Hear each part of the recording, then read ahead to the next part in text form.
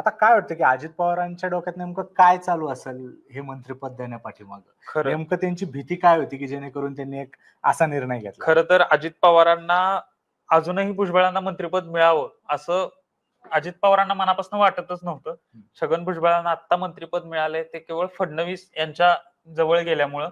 कारण ज्यावेळी अधिवेशन झालं, मंत्रिमंडळाचा विस्तार झाला डिसेंबरमध्ये आणि नागपूरचं अधिवेशन झालं, तेव्हा फडणवीस मुंबईत परत आले. तेव्हा सगळ्यात पहिल्यांदा भुजबळांनी फडणवीसांची भेट घेतली होती, ना की अजित पवार यांची.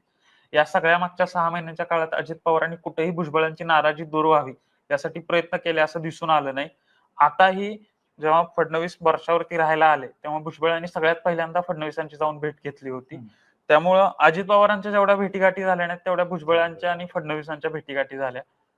त्यामुळं जे आता भाजपला खरा चेहरा आवश्यक आहे, तो फडणवीसांच्या आग्रहाने अजित पवारांनी दिलेला आहे. म्हणजे थोडक्यात यांचा आग्रह आणि थोडाफार काय म्हणतात धाक याच्यामुळे भुजबळांना मंत्रिपद मिळालं असं दिसतंय. नक्कीच.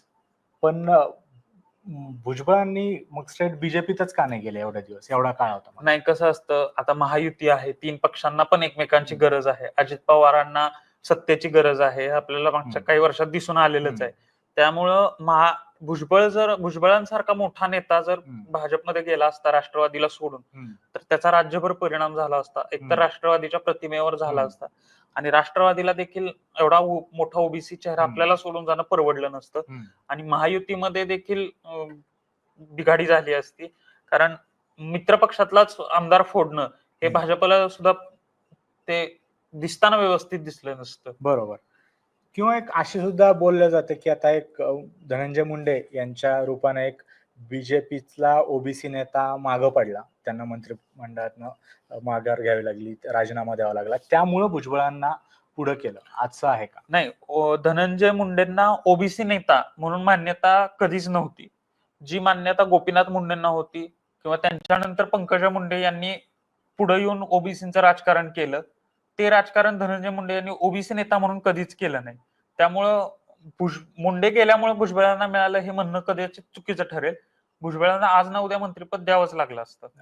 पण जनरली राष्ट्रवादीला असं मराठ्यांचा पक्ष मानला जातो, नाही का? जास्त म्हणजे कॅटेगरी असं आहे. पश्चिम महाराष्ट्र, मराठा समाज किंवा साखर कारखानदार असे जास्त जोडलेले आहेत.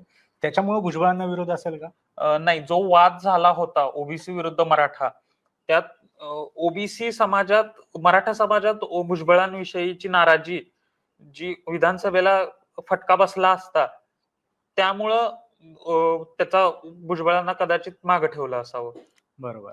तर आता काय वाटतं, की भुजबळांना मंत्रिपद मिळाल्यामुळं पुढच्या हालचाली काय होतील? पुढच्या हालचाली म्हणजे आता जसं मगाशी म्हटलं तुला, सरकारचे जे महत्वाचे मुद्दे होते, जे अडचणीतले मुद्दे होते, ते मागे पडतील. जरांगे पाटील विरुद्ध भुजबळ हा वाद कदाचित पुन्हा सुरू होईल. मराठा विरुद्ध ओबीसी हा वाद सुरू होईल. जो भाजपला ओबीसी चेहरा किंवा ओबीसी भाजपनी देवेंद्र फडणवीसांनी म्हटलंच होतं, की भाजपचा डीएनए ओबीसीचा आहे.